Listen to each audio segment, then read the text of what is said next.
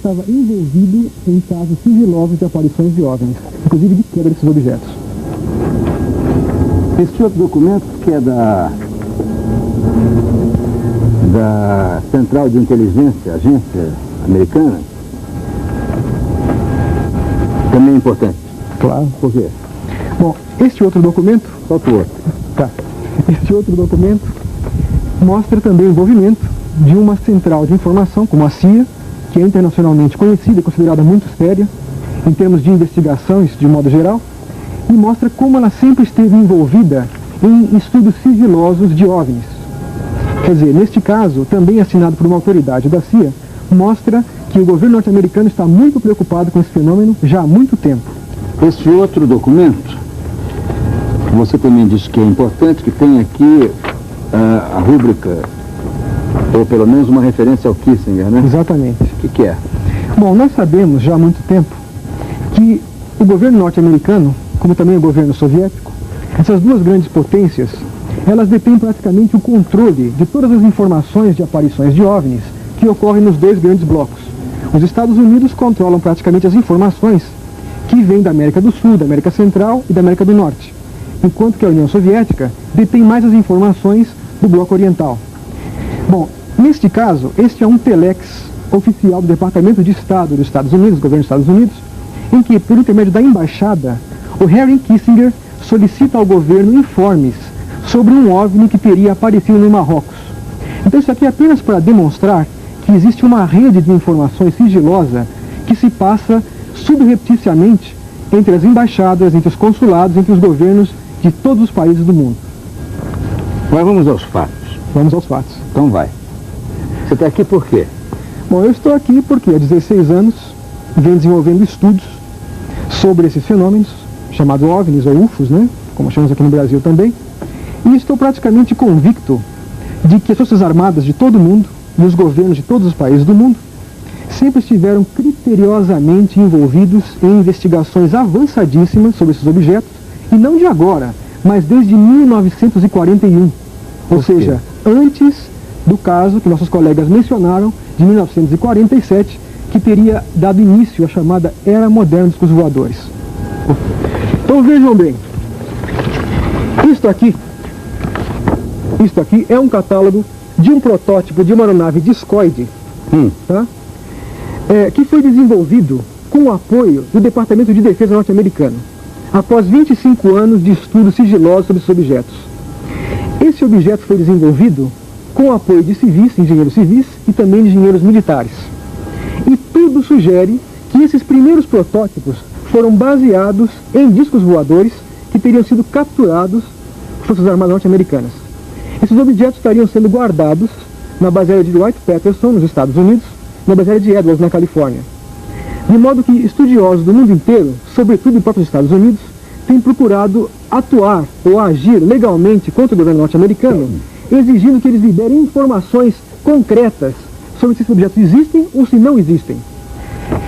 Este catálogo é apenas um de outros tantos catálogos, como este aqui, de veículos que vêm sendo desenvolvidos secretamente, chamado, por exemplo, esse caso um RPV, veículos remotamente pilotados, que, ao que tudo indica, foram também desenvolvidos a partir de avaliações da propulsão de OVNIs.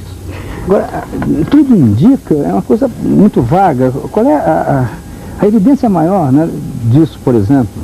Olha, Goulart, porque se eu capturo um disco voador e eu sou um cientista, quer dizer, eu tenho um agrupamento científico à minha disposição, eu já estaria utilizando isso de outra forma, né? Claro, esse é o seu raciocínio e seria o meu raciocínio também. Agora, resta ver se eles também pensam assim.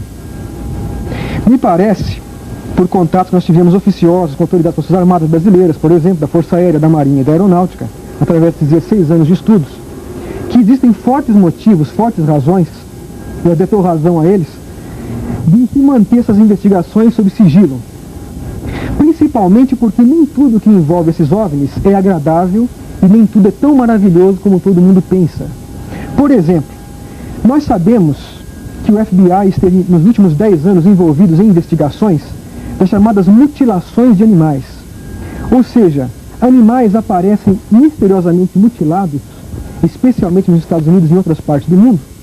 E o FBI, após 10 anos de investigações, não conseguiu achar um único suspeito, nem um único culpado para nenhuma mutilação. Como assim? O animal pode morrer de Eu vou explicar. peste, de cobra, Eu vou explicar. Então, o FBI, veja bem, nesses casos de mutilações, os animais aparecem estranhamente mutilados, com incisões, cortes feitos com uma precisão cirúrgica assombrosa. Esses cortes, avaliados com microscópios eletrônicos, revelaram que foram feitos com instrumentos desconhecidos pela medicina e pela veterinária. Esses animais aparecem exângues, os líquidos dos corpos são retirados de maneira inexplicada e muitas vezes órgãos internos como o coração, os rins ou o baço são retirados por incisões muito pequenas, sem qualquer explicação para isso. Agora, interessante é que o único elo de ligação entre centenas e centenas de casos de mutilações são exatamente os OVNIs. O que nós sabemos é que em centenas de casos investigados pelo FBI, o único elo em comum é a aparição de OVNIs. E sabemos também que nas reservas dos indígenas americanos, os índios, aquela linguagem peculiar da cultura indígena dos americanos, eles disseram que em vários casos viram os deuses ou homens das estrelas roubando seus animais, roubando suas vacas, né, ou seus cavalos, e suspendendo os animais para o interior de carros de fogo, suspensos em corda ou em alguma coisa parecida com uma corda, para na manhã seguinte os animais aparecerem misteriosamente mortos e também mutilados. Então esse é apenas um dos aspectos nada agradáveis que aparentemente envolvem os OVNIs, e que talvez seja também um dos motivos pelos quais os militares, com toda a razão, evitam dar um parecer abertamente sobre esses episódios, uma vez que eu tenho absoluta convicção de que eles não apenas têm isso muito bem documentado em seus arquivos, como também outros casos muito mais graves e muito mais sérios, que nem eu devo divulgar e muito menos eles. Como você não deve divulgar? O que se passa é o seguinte, Goulart. Nós sabemos que uma série de coisas, que por exemplo, o desaparecimento de seres humanos, desaparecimento inexplicado de seres humanos, que Onde? também tem em diversas partes do mundo. Quando? E, puxa, ao longo dos anos, desde que começou a existir a ufologia oficial, em 47, 48, houveram diversos casos documentados de pessoas que, após a aparição de OVNIs, simplesmente desapareceram e nunca mais foram vistas. Agora, para onde foram, ninguém sabe. Qual o destino delas, ninguém sabe. E isso vem sendo minuciosamente investigado por militares do mundo inteiro. Agora, isso é um enigma muito grave e muito sério. De modo que os militares não devem fazer pronunciamentos a esse respeito até que eles tenham uma comprovação e tenham uma certeza concreta do que foi feito com essas pessoas. O que se supõe, pelo menos, até agora, dentro de todos os estudos que foram feitos? Bom, o que se supõe, baseado nos casos de mutilações de animais e também baseado nos casos de desaparecimentos de seres humanos, é que existe alguma espécie de criatura alienígena, extraterrestre ou não extraterrestre, talvez uma civilização oculta aqui mesmo na Terra, que estaria fazendo experiências biológicas, experiências genéticas conosco, talvez tendo em vista que o planeta Terra pode estar em vias de uma grande transformação. E é provável que esses seres, ou sejam, isso é uma hipótese muito interessante, até muito bem documentada, sejam antecessores da raça humana e que estejam preocupados com o futuro da nossa espécie. De modo que esses estudos que esses seres poderiam estar fazendo seriam preparos biológicos, genéticos, para uma raça futura que viria a sobreviver a um eventual cataclismo que, segundo muitos estudiosos, estaria iminente para esta humanidade.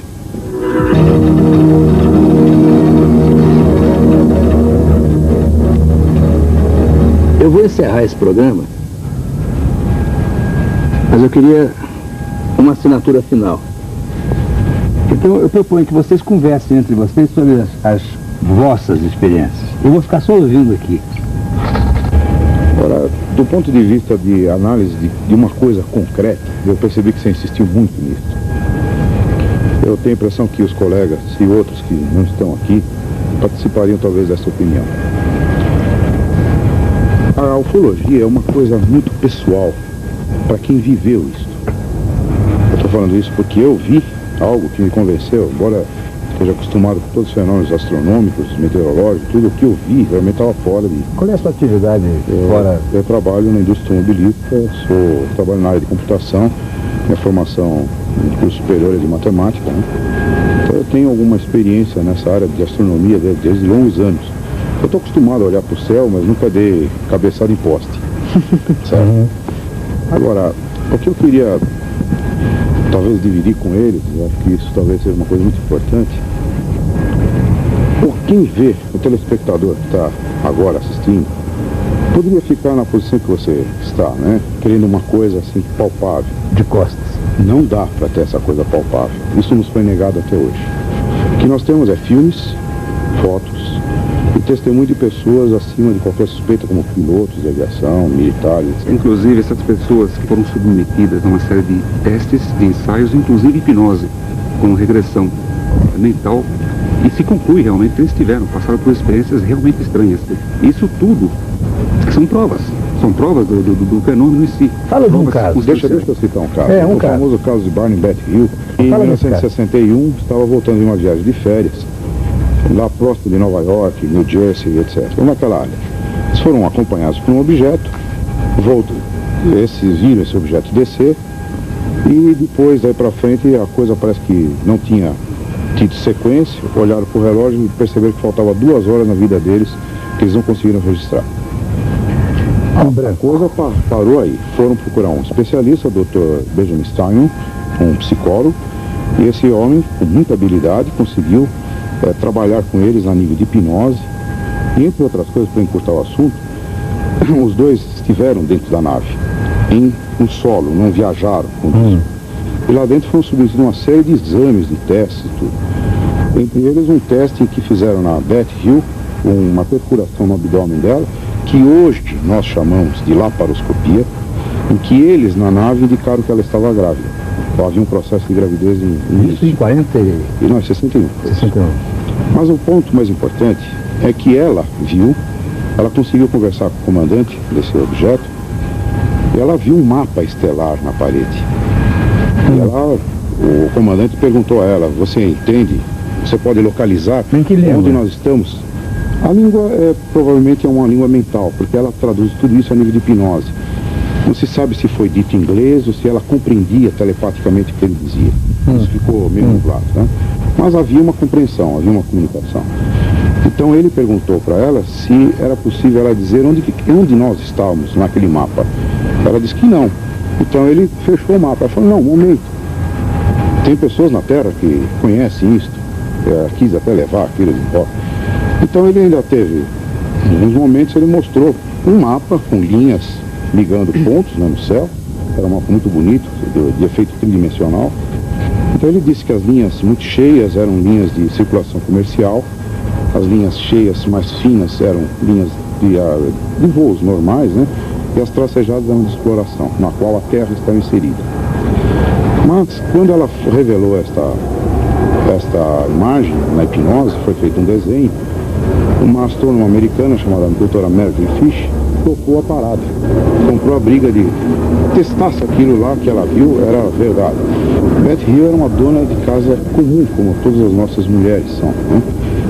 E ela conseguiu, com o tempo, depois de muitos anos de muita pesquisa, comprovar que o que ela viu foi real. Aquele mapa era mostrado dentro de um referencial que não era o da Terra, e ela ainda tinha indicado 6 estrelas que não constavam dos nossos catálogos astronômicos. Só foram divulgados muitos anos depois. Isto é uma prova. É uma prova que nós, ufólogos, consideramos um dos casos mais clássicos. E o cara como é que era? Eles eram seres de uma estatura média, não muito baixa nem muito alta, mais para baixo do que alto. Os olhos eram ligeiramente esgazeados, assim, meio puxados, assim. Um caso curioso que ocorreu aqui no estado de São Paulo, Pirassununga, no caso de Tiago Machado, só para dar uma ideia, de repente viram um objeto descendo. A mãe do Tiago viu aquilo, chamou o Tiago olhou, é um paraquedas, não sei o que é isso, vou lá ver perto. Um objeto desceu atrás dos morros, ele saiu correndo no meio do mato e foi até lá. Quando ele conseguiu localizar o objeto, estava pousado. Um objeto talvez de 6 metros de diâmetro, com 3 pés, no solo pousado. O Tiago, quando chegou próximo, um objeto, talvez 10, 12 metros, ficou olhando um objeto diferente.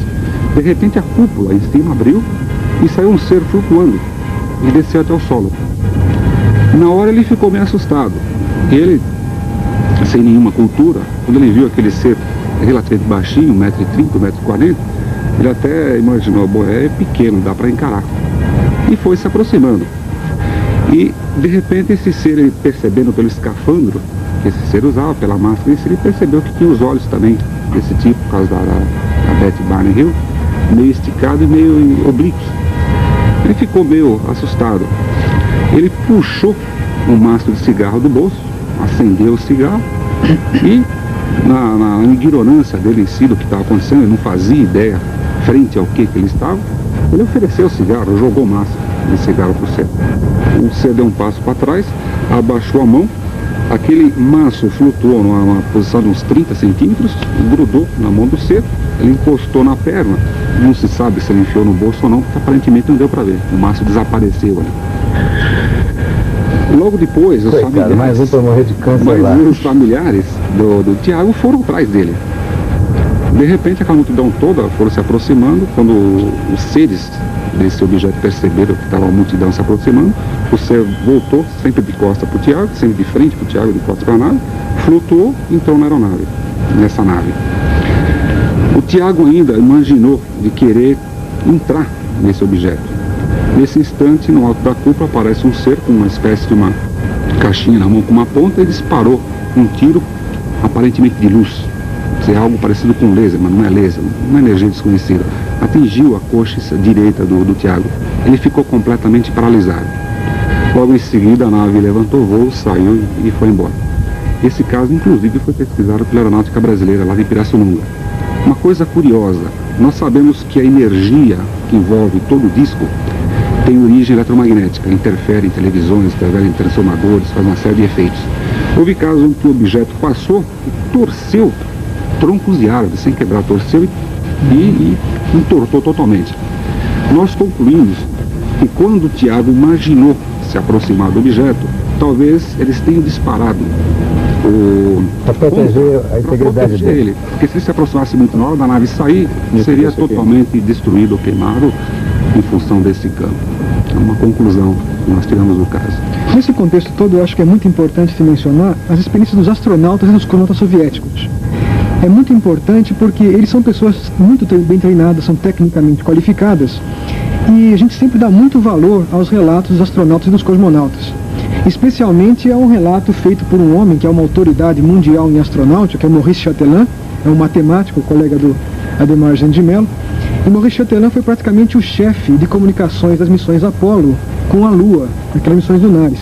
O Maurice Chatelain, nos trabalhos que ele publicou, ele afirmou categoricamente, claramente, todas as missões Apollo e Gemini foram acompanhadas por OVNIs. Ele afirmou exatamente isso nos livros dele.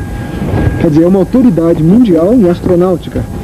Sem contar um outro episódio muito fascinante, que rodou o mundo todo, criou uma polêmica, uma celeuma fantástica, que foi o contato que parece ter havido entre os cosmonautas Vladimir Kovalyonok e Viktor Savinik, na Salyut 6, e que motivou uma reunião, em 81 agora, no Gosplan, que é o Ministério do Planejamento Soviético.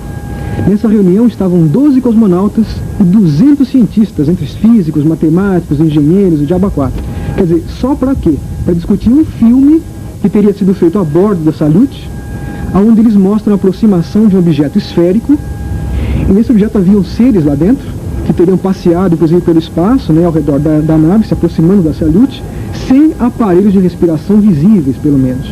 Então, esse caso foi um dos casos mais recentes e mais controversos na ufologia mundial, porque houve dois grandes nomes da cosmonáutica soviética, Vladimir Kovalyonok e Viktor Savinik. Obrigado pela presença de vocês. Nós que agradecemos. Exatamente. Agora vou repetir a minha pergunta. Vocês têm certeza de que eu não seja um ser disfarçado? E vocês? Tá?